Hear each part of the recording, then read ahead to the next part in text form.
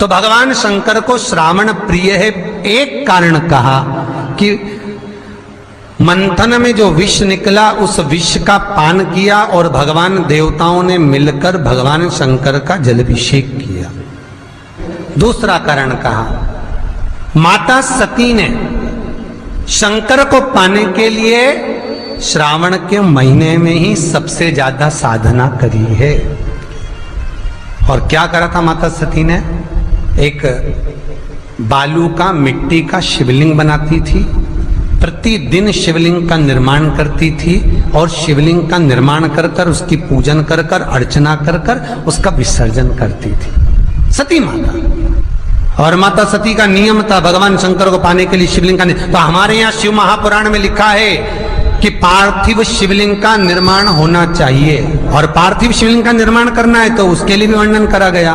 ब्राह्मण श्वेत मट्टी के शिवलिंग का निर्माण करे, वैश्य पीली मट्टी के शिवलिंग का निर्माण करे, क्षत्रिय लाल मट्टी के शिवलिंग का निर्माण करे और शूद्र काली मट्टी के शिवलिंग का निर्माण करे। कितना बड़ा शिवलिंग बनाना चाहिए?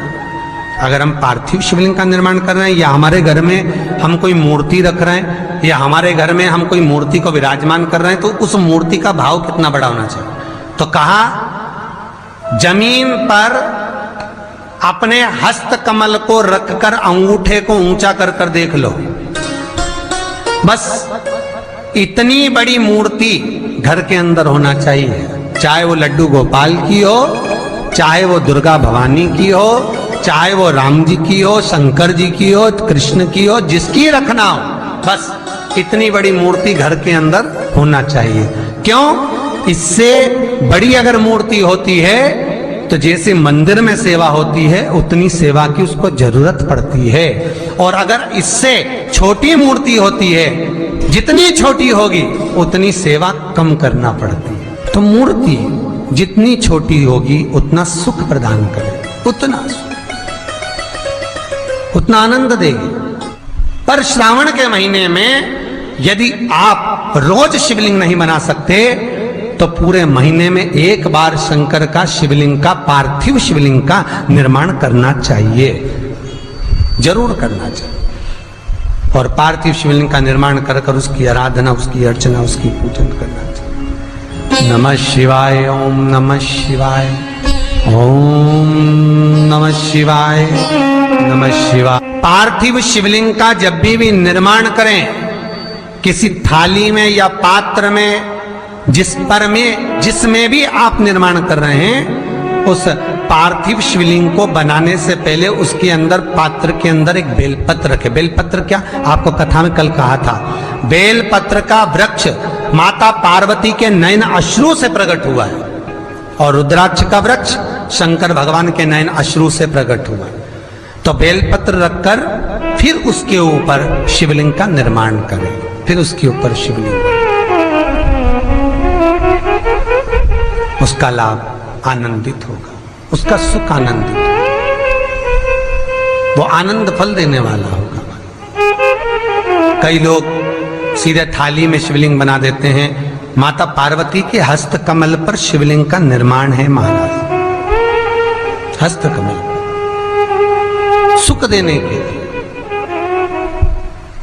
तो भगवान शंकर के शिवलिंग का निर्माण करें। माता सती ने भी किया। यही श्रावण के महीने में माता सती शंकर भगवान के शिवलिंग का निर्माण करती है, पूजन करती है, अर्चना करती है। फिर शाम के समय उस शिवलिंग को मस्तक पर स्पर्श कर कर जलाशय में, कुंड में, जल में, बावड़ी में, कुएं में, तालाब में उसका विसर्जन करती है मां। दूसरा कारण कहा, सती शंकर को इसी श्रावण में रिझाई थी, इसलिए शंकर को श्रावण अति प्रिय है। कि पहले आती है नवमी, फिर आवेगी एकादशी, देवसोनी।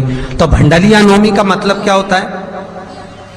भंडारिया नवमी का स्मरण क्या होता है? अभी आपको कहा था 9 जगह पर बेलपत्र चढ़ती है। भंडारिया नवमी का मतलब ही यही है कि भगवान विष्णु सोने जाने से पहले नवमी तिथि के दिन 9 बेलपत्र भगवान शंकर को समर्पित कर कर भगवान शिव के मंदिर में बैठकर भगवान शंकर की आराधना कर कर भगवान विष्णु लक्ष्मी जी के साथ अपनी सृष्टि का कार्यभार 4 महीने के लिए शंकर जी को सौंप देते हैं भंडरिया नवमी के दिन। और एकादशी के दिन से, देव सोनी एकादशी के दिन जब भगवान सोते हैं, उस दिन से भगवान शंकर पूरे कार्यभार को देखते हैं।